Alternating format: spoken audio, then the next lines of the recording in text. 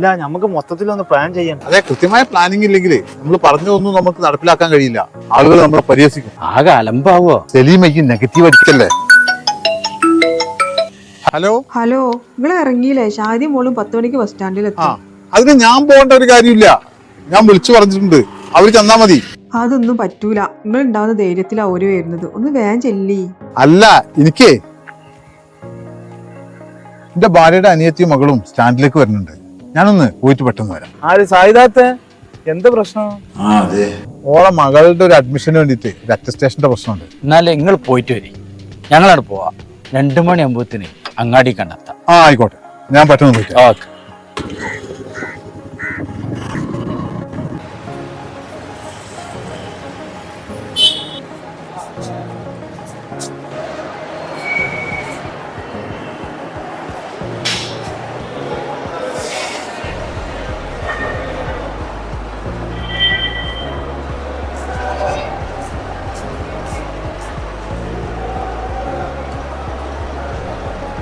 Hello, നിങ്ങളെവിടെ? 10 മണിക്ക് എത്തുമെന്ന് പറഞ്ഞിട്ട് ഇപ്പൊ 12 മണി ആറായി.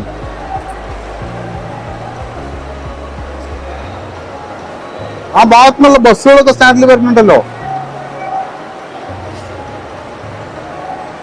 എനിക്ക് 2 മണി ആകുമ്പോഴേക്ക് തിരിച്ചെത്താനുള്ളതാ. പെട്ടെന്ന് വരി.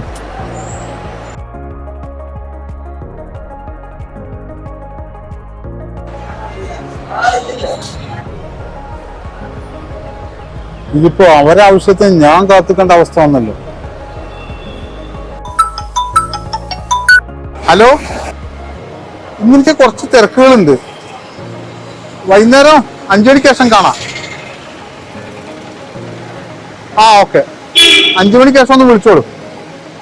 ഇല്ലെങ്കിൽ നാളെ രാവിലെ വന്നാല് നമുക്ക് കാണാം. ഓക്കെ, ശരി, നാളെ രാവിലെ വന്നോളൂ. ശരി, ഇൻഷാ അല്ലാ. ഇനിയും കാത്തുനിന്നാല് 2 മണിക്കുള്ളത് 4 മണിക്കും എത്തൂല.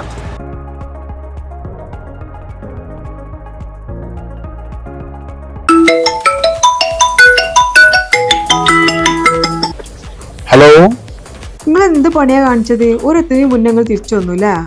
ഞാൻ എത്ര നേരം വിചാരിച്ചാ കാത്തുക്ക? ഒരുപാട് തിരക്കുകളുള്ള സമയല്ലേ. അതെ, നിങ്ങൾക്ക് ഞങ്ങളെക്കാളൊക്കെ വലുത് നിങ്ങളെ തിരക്കുകളല്ലേ. ഞാൻ ആകെ നാണം കെട്ടി. ഞാനിപ്പം വീട്ടിലെത്തുന്നേ ഉള്ളൂ. ഞാൻ ഡ്രസ്സ് മാറട്ടെ.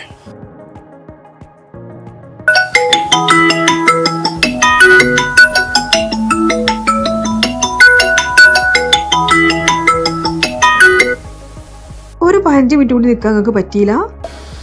15 മിനിറ്റ് അല്ല, 10 മണിക്ക് എത്തിയ ഞാന് 1:15 അവിടുന്ന് തിരിച്ചു കൊടുത്തത്. മണിക്കൂറുകൾ അവിടെ കാത്തുക്കേണ്ടി വന്നത്. അവരുടെ എത്തി നിങ്ങളെ വിളിച്ചപ്പോൾ നിങ്ങളുടെ ഫോൺ സ്വിച്ച് ഓഫ് ആണ്. ഞാൻ ഫോണൊന്നും ഓഫാക്കിയിട്ടില്ല. പള്ളി കയറിയപ്പോൾ ഒന്ന് സൈലന്റ് ആക്കിയിരുന്നു. അല്ലെങ്കിൽ വല്ല സിഗ്നൽ പ്രശ്നമാവും. ഏതായാലും അവിടെ വന്നാൽ ഇന്നൊരു കാണൂലേ. എന്റെ അനിയത്തി ആയതുകൊണ്ടല്ലേ നിങ്ങൾ ഇങ്ങനെ ചെയ്തത്. 10 മണിക്ക് എത്താൻ 11 മണിക്കല്ല വീട്ടിൽ നിന്ന് ഇറങ്ങേണ്ടത്. എത്ര മണിക്കാ പുറപ്പെട്ടെന്ന് അവരോടൊന്ന് ചോദിച്ചു നോക്ക്. നിന്റെ കുറേ സമയം നഷ്ടപ്പെടുത്തി. ഇനിയിപ്പോൾ ഏതായാലും അവരുടെ അടുത്ത് ആ പേപ്പറും കാര്യങ്ങളൊക്കെ വാങ്ങിക്കാം. നമുക്ക് റെഡിയാക്കി എന്നാണ്ട് എത്തിച്ചു കൊടുക്കാം.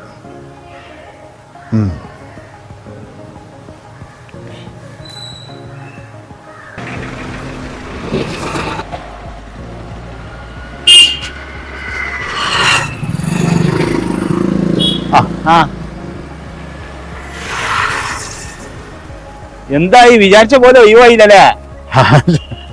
നിങ്ങള് വിളിച്ചു പറഞ്ഞോണ്ട് ഉച്ചർക്കം കിട്ടി. ആ, അത് നന്നായി. എന്റെ ഓഫീസിലുണ്ടായിരുന്നില്ലേ?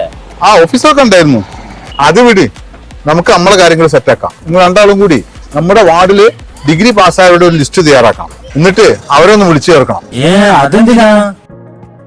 ഗ്രാമസഭാ സംഘാടക സമിതിയില് വിദ്യാഭ്യാസമുള്ളവരും വിദഗ്ധരും ഉണ്ടാവണം. അവരിൽ നിന്ന് സമർത്ഥരെ നമുക്ക് ഫോക്കസ് ഗ്രൂപ്പിലും വർക്കിംഗ് ഗ്രൂപ്പിലും ഉൾപ്പെടുത്താം. അല്ല ആചാര്യ, അത് നമ്മളെ പാർട്ടിക്കാരുണ്ട്. അപ്പൊ വേണ്ടെന്ന് മാത്രമല്ല, എതിർ പാർട്ടിക്കാർക്ക് മുൻഗണന കൊടുക്കണം. പാർട്ടി വ്യത്യാസമൊക്കെ നമുക്ക് അടുത്ത തെരഞ്ഞെടുപ്പിൽ നോക്കിയാൽ മതി. വാർഡിലെ ജനങ്ങളുടെ പുരോഗതിയാണ് നമുക്ക് ഇപ്പൊ മുഖ്യം. പാർട്ടിയൊക്കെ താനെ ശക്തിപ്പെട്ടോളൂ. ആ, അത് ശരിയാ. എന്നാ പിന്നെ ശരി ആചാര്യ, ഞങ്ങള് ലിസ്റ്റ് തയ്യാറാക്കിയാണ്ട് വീട്ടിൽ വരാം. കൂട്ടത്തില് നമ്മുടെ പഞ്ചായത്തിലെ 2024-25 പദ്ധതി രേഖ റെഫർ ചെയ്ത് നടപ്പിലാക്കിയ പദ്ധതികളെ കുറിച്ച് ഒരു നോട്ട് തയ്യാറാക്കണം. നടപ്പിലാക്കാത്ത പദ്ധതികളും.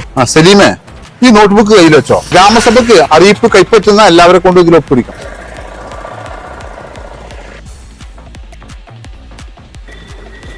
ആ ഞാൻ വീട്ടിൽ പോയപ്പോ പറഞ്ഞു ഇങ്ങോട്ട് പോന്നേണേന്ന്. ആ നിങ്ങള് ആ ഞാന് ഇന്നലെ വിളിച്ചിരുന്നല്ലോ. ആ നിങ്ങള് രാവിലെ വരാന്നല്ലേ പറഞ്ഞത്? അങ്ങനെ നമുക്ക് ഇവിടെ തൽക്കാലം ഇവിടെ ഇരിക്കാം. ഞാൻ നിങ്ങളെ പഞ്ചായത്തിലെ ചില വാഗ്ദാനങ്ങളും അത് നടപ്പിലാക്കാനുള്ള ശ്രമങ്ങളെ കുറിച്ചൊക്കെ കേട്ടു. അപ്പൊ അതിനെ കുറിച്ചൊക്കെ ഒന്ന് അറിയാൻ വേണ്ടിയിട്ട് വന്നതാണ്. ഓ അത് വലിയ കാര്യമൊന്നുമില്ല. നമ്മളെ ഉത്തരവാദിത്തങ്ങൾ നിറവേറ്റാൻ ശ്രമിക്കുക, അത്രേ ഉള്ളൂ. ഇത് പറയാനൊക്കെ എളുപ്പാ, ഇത് നടക്കണ്ടേ? നടപ്പിലാക്കാൻ പൈസ എവിടെ? എന്താ പേര് പറഞ്ഞത്? ഷെഫീഖ് എന്നല്ലേ? ഷെഫീഖ് എല്ലാ വർഷത്തെയും ബജറ്റ് പരിശോധിക്കാറുണ്ടോ? ഇല്ല. എന്നാലേ ഇനി അതൊക്കെ പരിശോധിക്കണം. കേന്ദ്ര സംസ്ഥാന ബജറ്റുകളിലായി പഞ്ചായത്തിന് ഓരോ വർഷവും 5 കോടിയോളം രൂപയാണ് വകയിരുത്തപ്പെടുന്നത്. അതിനെക്കുറിച്ച് നമ്മുടെ വാർഡിലെ ഓരോ വോട്ടർക്കും ബോധ്യമുണ്ടാക്കുക എന്നതാണ് നമ്മുടെ ആദ്യത്തെ ഉത്തരവാദിത്തം. 5 കോടിയോ? അതൊന്നും ഉണ്ടാവില്ല. ഓ ശരി, അത് പരിശോധിക്കുമ്പോൾ മനസ്സിലാവും. ഏതായാലും കാര്യങ്ങളിൽ നല്ല ശ്രദ്ധ ഉണ്ടാവണം. തീർച്ചയായും ശ്രദ്ധിക്കും. നിങ്ങൾക്ക് കുറച്ചുകൂടി കാര്യങ്ങളൊക്കെ ഇത് കുറിച്ച് അറിയാൻ താല്പര്യമുണ്ട്. നിങ്ങളെ ഫോൺ വിളിക്കുന്നതുകൊണ്ട് നിങ്ങൾക്ക് ബുദ്ധിമുട്ടൊന്നും ഉണ്ടാവില്ലല്ലോ? നിങ്ങളെ തിരക്ക് കഴിഞ്ഞിട്ടേ ഞാൻ നിങ്ങളൊന്നുകൂടി വന്ന് കാണാം. ഒരു ബുദ്ധിമുട്ടും ഇല്ല. വിളിക്കുന്നതിലും വരുന്നതിലും ഒക്കെ സന്തോഷമേ ഉള്ളൂ. പൊതുജനങ്ങൾക്ക് ഉപകാരപ്പെടണം. എന്നാ ശരി, നമുക്ക് കാണാം കേട്ടോ. ഓക്കെ. ഒരു കാര്യം പ്രത്യേകം ഓർമ്മിപ്പിക്കാണ്ട്, ഗ്രാമസഭാ യോഗങ്ങള് നിയമസഭ പോലെ തന്നെ ചർച്ചകളും പ്രമേയങ്ങൾ അവതരിപ്പിക്കലും സബ് കമ്മിറ്റികളും ഒക്കെ ആയിട്ട് സജീവവും മനോഹരവുമാകണം. എന്നാലേ ഒരു ജനപ്രതിനിധി എന്ന നിലയിൽ നിങ്ങളും ഞാനും ഒക്കെ വിജയിക്കുകയുള്ളൂ.